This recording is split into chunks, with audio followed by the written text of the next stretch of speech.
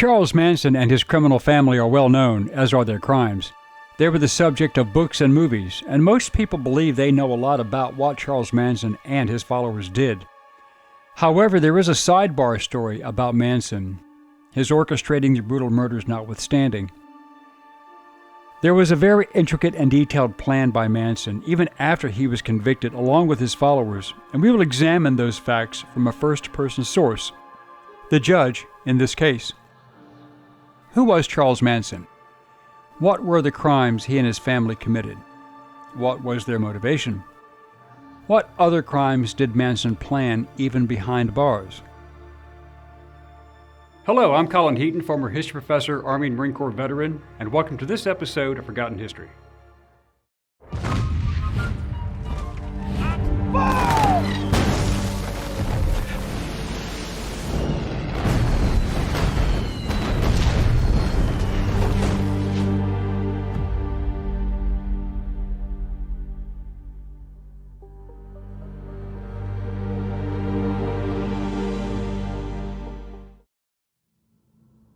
Charles Millis Maddox Manson was born on November 12, 1934 in Cincinnati, Ohio. His mother was 15-year-old Ada Kathleen Maddox from Ashland, Kentucky, and his father was a con man named Walker Henderson Scott, who claimed to be an Army colonel, but he was never in the military. Once he learned of the pregnancy, he fled the scene, so Charles never knew his father. His mother, Ada, met and married Luther Elbert Maddox in 1934 while pregnant with Charles before he was born, and he took the name Manson, but he never knew his biological father even into adulthood.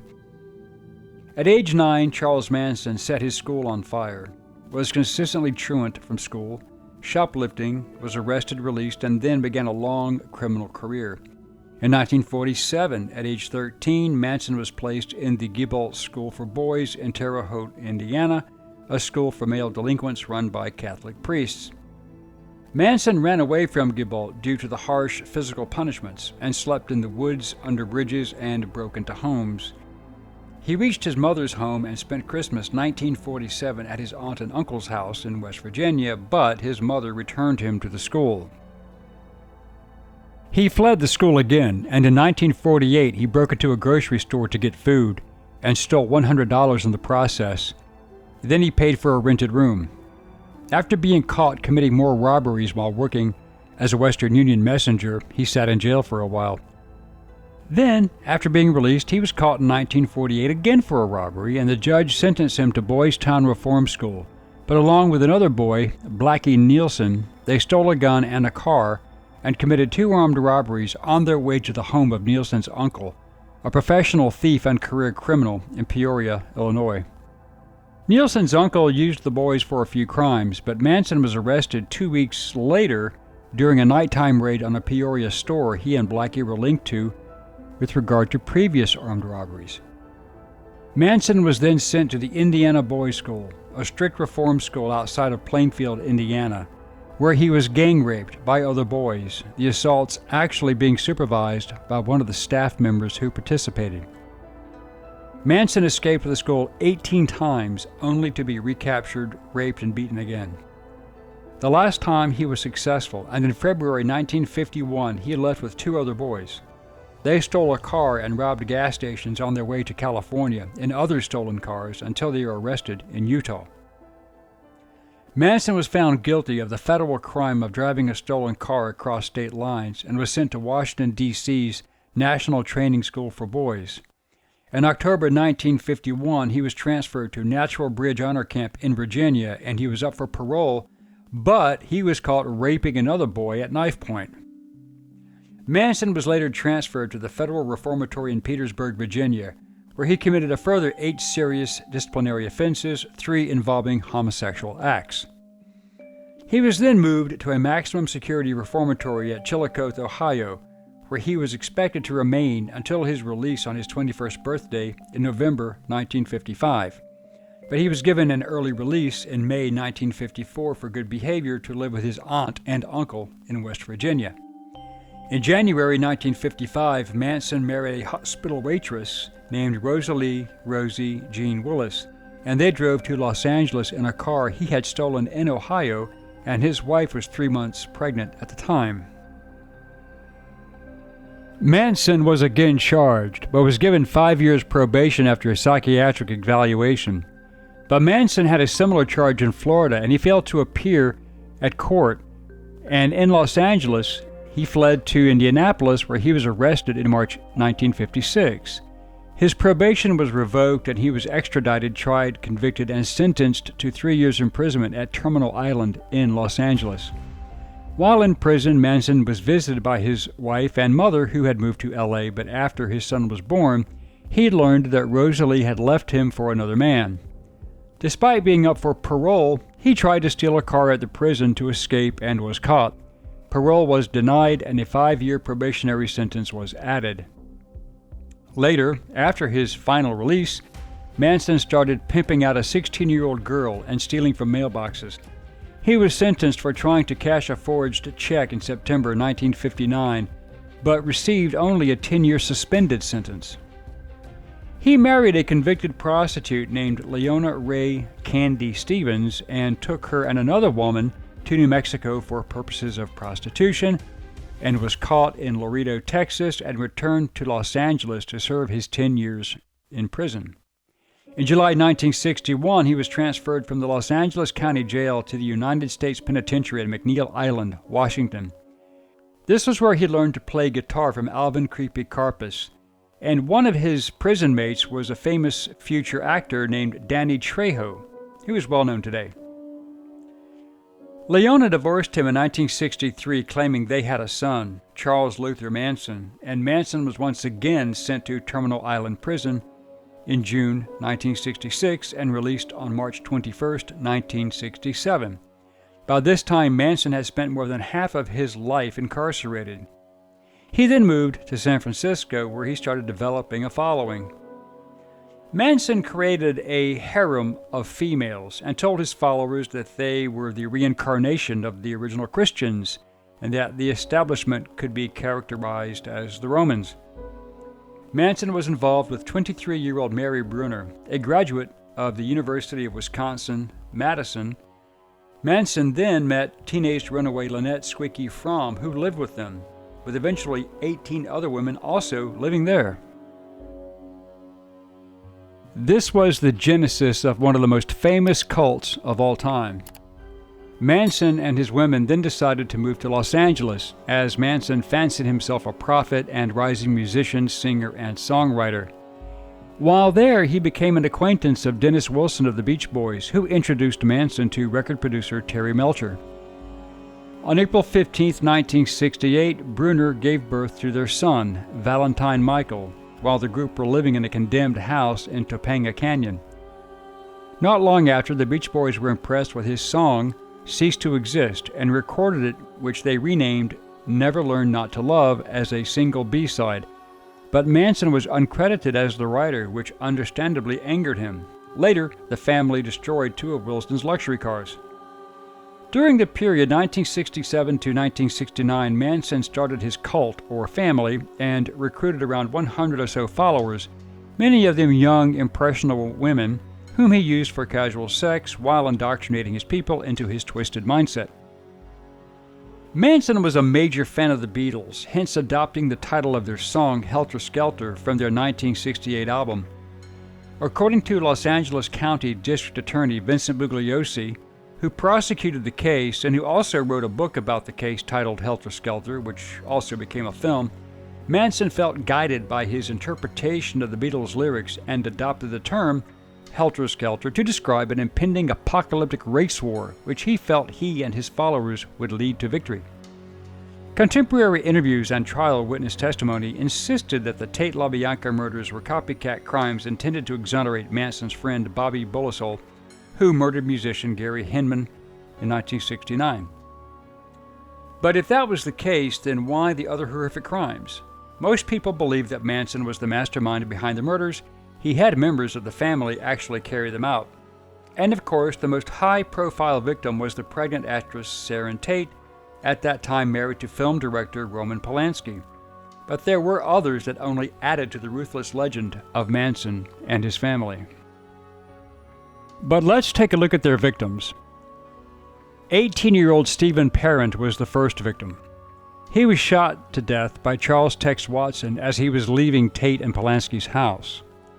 Musician Gary Hinman was murdered by Bobby Bolasel of the Manson family in his Topanga Canyon home in late July 1969. Ironically, Hinman was a friend of Manson, but because he would not hand over his assets, he had to die. Manson had arrived earlier with a sword and slashed Hinman's face and ear after 2 days of torture. Then Bosalil stabbed Hinman to death, allegedly on Manson's order. Before leaving the house, Hinman's blood was used to write "Political Piggy" on the wall, along with a drawing of a panther paw, a Black Panther symbol to deflect responsibility. Bobby Bosalil was arrested on August 6, 1969, after he was caught driving Hinman's car. Police found the murder weapon in the tire well, and he was charged with the murder, and while awaiting trial, that is when it is believed that Manson planned the high-profile murders of Sharon Tate and the others, hoping to create a copycat crime to cast doubt on Bosalil's guilt, as he was in custody at that time. Manson shot and killed a drug-dealing rival of Tex Watson, 22-year-old Bernard Lotsapapa Crow, after Crow, a black man, threatened to kill all the family members living in Spahn Ranch after Watson robbed him. Manson believed that Crow was, in fact, a member of the Black Panthers, and he anticipated retaliation, so he brought in the Straight Satan's Motorcycle Club to function as security. But the nation was shocked at the murder of 26-year-old actress Sharon Tate on August 9, 1969, in the home she shared with Polanski at 10050 Cielo Drive. Tate was 9 months pregnant at the time. The brutality of the crime scene turned the stomachs of even the most seasoned police investigators. Tate was found with a rope around her neck, and one of her breasts was cut off, and there was an X slashed on her stomach that killed the unborn child as she bled out. But Manson's followers were not done. Abigail Folger, the Folgers coffee heiress, was visiting Tate in the home with her boyfriend, 32-year-old Wojtek Frykowski, who was a friend of Polanski since their childhood in Poland, and Folger was stabbed 28 times. Frykowski was killed after being beaten, stabbed, and shot. When he asked his attacker Watson who he was, Watson reportedly said, "I am the devil. I'm here to do the devil's business. Give me all your money." Another victim in the house was celebrity hairstylist Jay Sebring, who was an ex-boyfriend of Tate's, who happened to be staying at the Tate-Polanski house on the night of August 9th, and he was murdered while trying to protect Sharon Tate. But Manson's family was still not finished, because the next day they planned and executed the killings of Lino and Rosemary LaBianca at their home in Los Feliz. They were wealthy and owned a chain of grocery stores in Los Angeles. Manson himself tied the couple up, and his family took care of the rest, stabbing them to death and writing "Death to Pigs" in blood on the refrigerator. The Manson family were not very astute at covering their tracks. Even in the age before hard forensics and DNA, there was plenty of fingerprint evidence, and Susan Atkins left her knife there, as well as individual family members who were arrested and talked. One very puzzling murder was that of rising actor Donald "Shorty" Shea on August 26, 1969, as he was not really the typical profile of other victims. It is believed that he was killed because Manson suspected he was a police informant. His body was only found 8 years later. But the press went insane over the murder case as the months went by, which overshadowed many other events, such as the trial of Lieutenant Calley for the My Lai massacre in South Vietnam and the Kent State shooting deaths of 4 student protesters. Manson denied ever ordering any murders, but he and his followers were convicted on 9 counts of first-degree murder. However, the Los Angeles Police Department believes that the family could have claimed up to at least 12 more victims. Other people believed to have been murdered by the Manson family were Nancy Warren, 64, and Clyda Delaney, 24. They were both found beaten and strangled to death near Ukiah, California, at the antique store owned by Warren on October 13, 1968. Marina Elizabeth Habe, 17, a University of Hawaii student, was murdered on December 30, 1968, while at home on vacation in Los Angeles. Her throat had been cut. Another supposed victim, Darwin Morrill Scott, 64, Manson's uncle and brother of Manson's father, was found brutally stabbed to death in his Ashland, Kentucky apartment on May 27, 1969. His body was pinned to the kitchen floor with a butcher knife, and he had been stabbed 19 times. Witnesses told police that they had seen Manson in the area. On July 17, 1969, Mark Waltz, 16, an acquaintance of the Mansons, hitchhiked to the Santa Monica Pier to go fishing. His fishing pole was found at the pier, and his body was found the next day near Mulholland Drive. He had been shot 3 times in the chest. John Philip Hout, 22, of Ohio, met and joined Manson in the summer of 1969. He was arrested in the October raid of the Klan for the Tate-LaBianca murders, but was released, but Manson suspected him of being an informant. On November 5, 1969, he was found shot in the head. James Sharp, 15, and Doreen Gall, 19, were both found stabbed to death in an alley in Los Angeles on November 7, 1969. Both had been stabbed between 50 and 60 times each. Vincent Bugliosi wrote that Gall was rumored to be a former girlfriend of Manson family member Bruce Davis, and Davis had lived at the same housing complex as Gall, but in a police interview he denied knowing her. Reet Jurvetson, 19, was found along Mulholland Drive in Los Angeles on November 16, 1969, with over 150 stab wounds to her neck and upper body, along with defensive wounds on her hands and arms.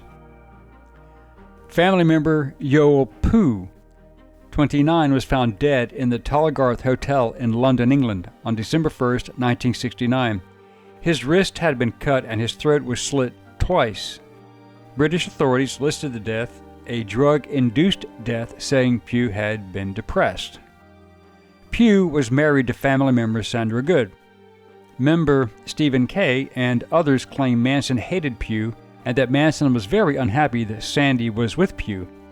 Pugh's death occurred when a number of Manson family members were being arrested for the Tate-LaBianca murders. Manson follower Bruce Davis just happened to be in London at the time that Pugh died. Attorney Ronald Hughes, 35, represented Leslie Van Houten of the Manson family. He disappeared on a camping trip during a 10-day recess from the Tate-LaBianca murder trial in November 1970. His body was found in March 1971 wedged between 2 boulders in Ventura County. It was believed that the family murdered Hughes because he stood up to Manson and refused to allow Van Houten to take the stand and absolve Manson of the crimes. The last thing Manson said to Hughes in the courtroom was, "I don't want to see you in the courtroom again," and he was never seen alive again. The family member Sandra Good stated that Hughes was the first of the retaliation murders. During the trial, Manson's people threatened witnesses such as Paul Watkins and Juan Flynn, and Watkins was badly burned in a suspicious fire in his van. Former family member Barbara Hoyt, who had overheard Susan Atkins describing the Tate murders to family member Ruth Ann Morehouse, agreed to accompany the latter to Hawaii. There, Morehouse allegedly gave her a hamburger spiked with several doses of LSD. She was found sprawled out on a Honolulu curb in a drug semi-stupor. Hoyt was taken to the hospital, where she did her best to identify herself as a witness in the Tate-LaBianca murder trial. Before the attempted murder, Hoyt had been a very reluctant witness, but after the attempt to silence her, she decided to cooperate. During the trial on October 5th, the judge, Charles B. Older, refused Manson permission to question a prosecution witness whom his defense attorneys had declined to cross-examine. Manson then jumped across the defense table trying to attack Charles Older, and he was wrestled to the ground by the bailiffs. Manson and his female defendants were removed from the courtroom since they all stood up and began chanting in Latin. Manson swore revenge. Manson was still planning to kill other people, even from prison, and it would seem that he had a far reach. During the penalty phase, Manson shaved his head and trimmed his beard into a fork. He told the press, "I am the devil, and the devil always has a bald head." On April 19, 1971, Judge Older sentenced Manson, Susan Atkins, Leslie Van Houten, and Patricia Krenkwinkel to death. But in 1972, California ruled that the death penalty was inhumane, so the sentences were commuted to life in prison. But there were other murders attributed to Manson and his family. On November 8, 1972, months after going missing, the body of 26-year-old Vietnam Marine combat veteran James Lambert Willett was found by a hiker near Granville, California. He had been forced to dig his own shallow grave, then shot and buried. His station wagon was found outside a house in Stockton where several Manson followers lived, including Priscilla Cooper, Lynette Fromm, and Nancy Pittman. When police entered the house and arrested several of the people there, they found the body of Willett's 19-year-old wife, Lauren Chevelle Willett, buried in the basement. She was killed out of fear that she would identify those who killed her husband, who was murdered because he would not participate in crimes, and it was feared that he would become a police informant. Family member Michael Monfort was caught and pleaded guilty to murdering Lauren and Priscilla Cooper, and he had Willett's ID card on him when he was arrested for robbing liquor stores. Monfort and William Goucher later pleaded guilty to the murder of James, and James Craig pleaded guilty as an accessory after the fact. Lawrence Merrick, 50, was shot to death on January 26, 1977, hit in the back in the car park of his acting school. He was an American film director and author, best known for co-directing the Oscar-nominated documentary Manson in 1973, which did not make Charles Manson very happy. Sharon Tate was a former student at Merrick's Academy of Dramatic Arts, and she was his friend. Lawrence Merrick's murder went unsolved until October 1981, when 35-year-old Dennis Mignano confessed to police. Mignano was found not guilty by reason of insanity and committed to a mental hospital. Mignano had been an unemployed would-be actor and singer with a long history of psychiatric problems and was connected to the Manson family. 6 months after the murder of Merrick, Dennis Mignano's sister, Michelle Mignano, 21, a topless dancer, was murdered. She was found on June 13, 1977, 350 feet inside a Western Pacific Railroad tunnel in Niles Canyon. Her murder was an execution-style slaying, with her dying due to multiple gunshot wounds with several bullet casings found near her body. She was shoeless yet fully clothed with jewelry, so sexual assault and robbery were both ruled out as motives. Her murder has never been solved.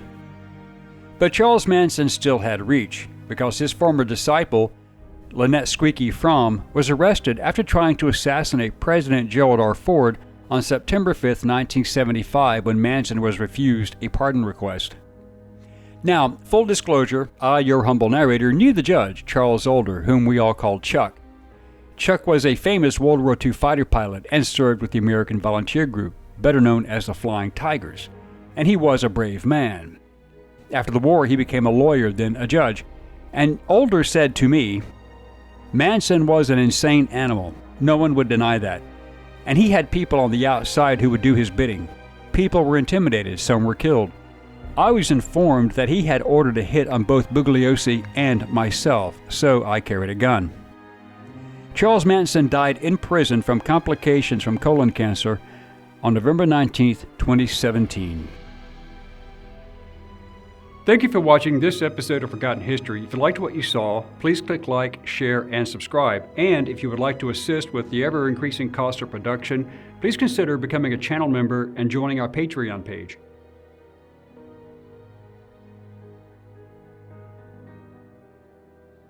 Please check out our merchandise store. And thanks for watching.